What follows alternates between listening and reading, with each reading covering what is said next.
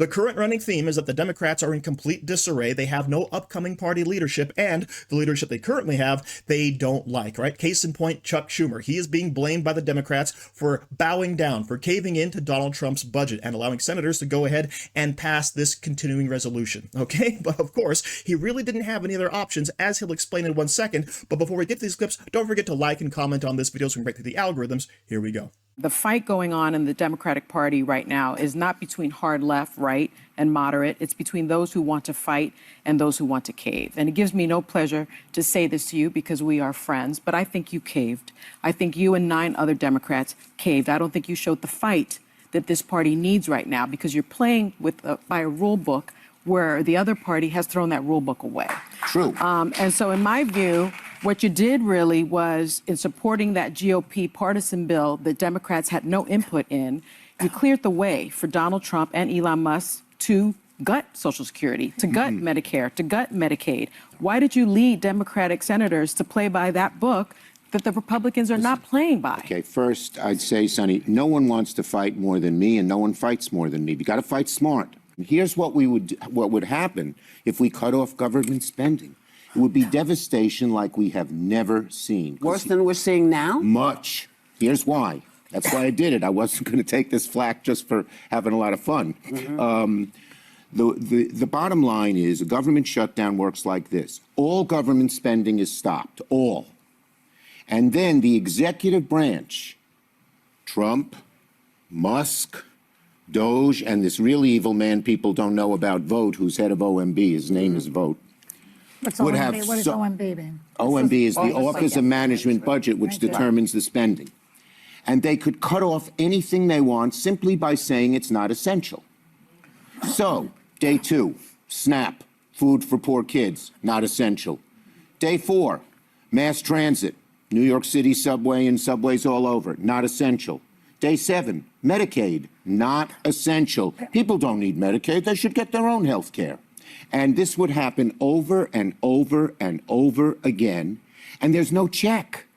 The biggest problem is that it has been determined that the courts have no say. Yeah. And the only say is the executive branch. Now, in the old days, when there was a shutdown, they'd work it out. But this is a different, horrible kettle of fish. They hate the government.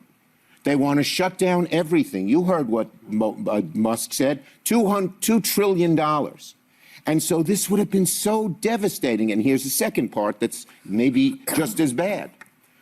There's no exit strategy. How do you get out of a shutdown? Guess who determines it? Trump, Musk, Doge.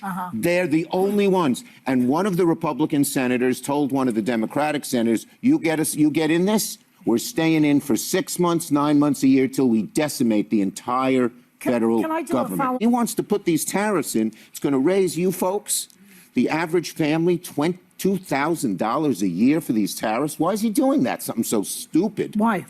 He wants to use that money for tax cuts for the billionaires. The Republican Party is a different kettle of fish than it used to be. And that's why we're fighting them so hard. They are controlled by a small group of wealthy, greedy people. And you know what their attitude is?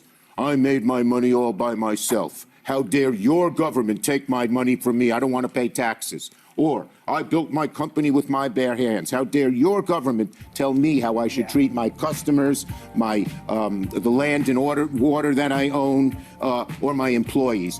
They hate government. Government's a barrier to people.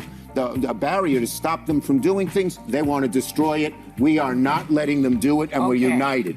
Oh my goodness, Chuck Schumer just admitted he has absolutely no power and no bargaining chips in this current Congress, right? Because according to him, if there's a government shutdown, it is Donald Trump who has complete control over what gets funded. Now, this is actually kind of a lie because all senators and representatives still get paid, right? The mail service still continues, and if you're an active duty military member, you still get your paycheck as well, all right? But what he's talking about is all of the different budgeting items, all the different departments. Donald Trump Trump can now pick and choose what gets funded and what doesn't. And this honestly sounds like a conservative's dream. You're a useless department. You get nothing, right? These employees over here, they get nothing. This is a great way to balance the budget and get rid of waste. And Chuck Schumer, he could not have that. So he had to cave. He has no power. He has no leverage, right? And that anonymous Republican out there saying, we are happy to keep the government shut down for 6 months.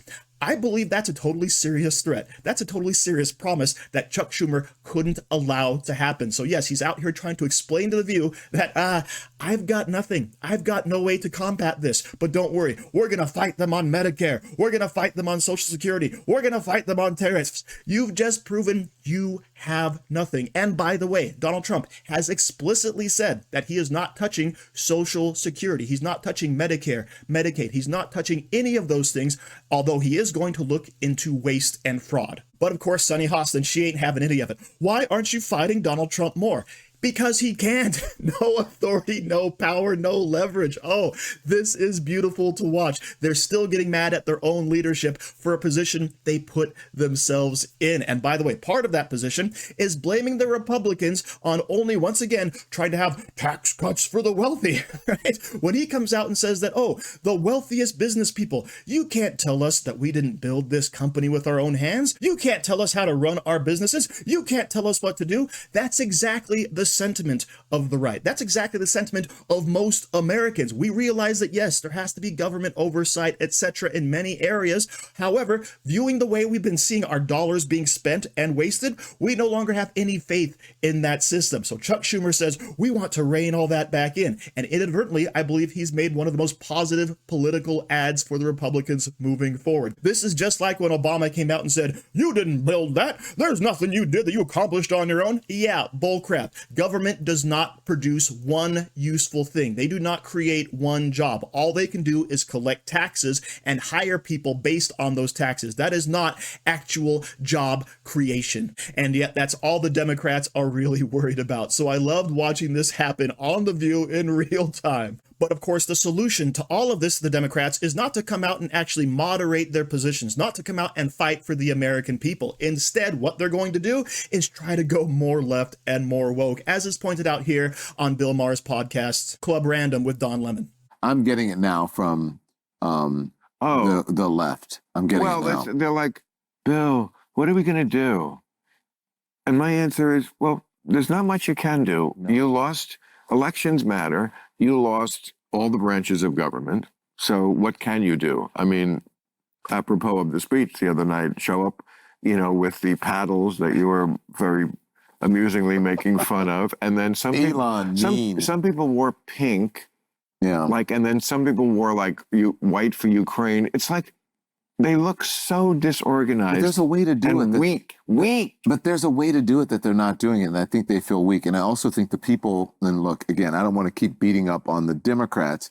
I do think, I'm not a Democrat, I'm an independent. I do. But I want to keep beating up on them. I think that they should be the bulwark between us and democracy, right? And craziness. And they're not very good at it. I think that they have people in place who are not very good at leadership. Look, Hakeem Jeffries can hate me. People are mad at me. I don't think he's the person that should be leading the Democratic Party. You know what? Someone who I'm very close to, who is one of the savviest political people I know, said that exact same thing to me today. I think behind the scenes, he's very good. He's very good at, I'm sure, negotiating and coming up with a plan. I feel the same way I love Nancy Pelosi. I think she's a very smart woman. But I think that era of the Nancy Pelosi type in the Democratic Party is over. I think that this is the era of and I didn't like her policies at first, and I'm not necessarily in love with her policies, but people love AOC. People love Jasmine Crockett. People love Eric Swalwell and the like. And I think that the Democratic Party should put the people out there who the people want. They should put the politicians out there who the people want, who they're asking for, who are meeting the moment with the same energy that they're not asking for AOC. Yes, they are. The people you party with No. The people I party with don't like AOC. Oh, please. No, they don't at all. Well, most people don't. But she's AOC, very far left. Let me tell you why I'm saying that. Because because people will vote for AOC and Donald Trump on the same ticket. because they're authentic.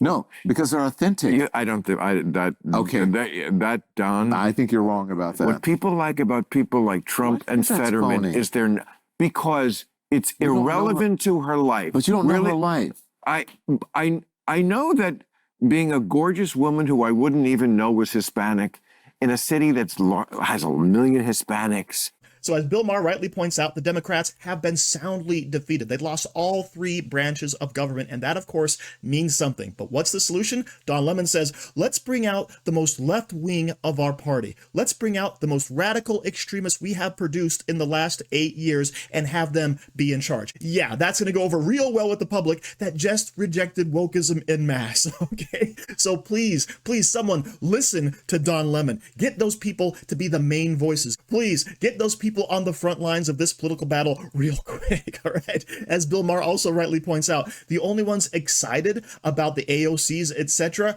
are the leftists, are the people that Don Lemon is talking to in his leftist bubble, all right? Those are the only people out there saying, oh yeah, we want to hear more of the Jasmine Crockett's of the AOCs. Right? These are the most polarizing figures the Democrats have at the moment. So someone please hire Don Lemon as your political strategist right now, because the ideas he has, gold. Okay, I love this. It's going to be an amazing 4 years because this is the opposition the Democrats are mustering. They refuse to look at anything. They refuse to fix anything. And as I always say, I want to win elections. So thank goodness they're not learning. So as usual, thank you very much for watching. Don't forget to like, share, comment, subscribe, and say hi to your mom for me.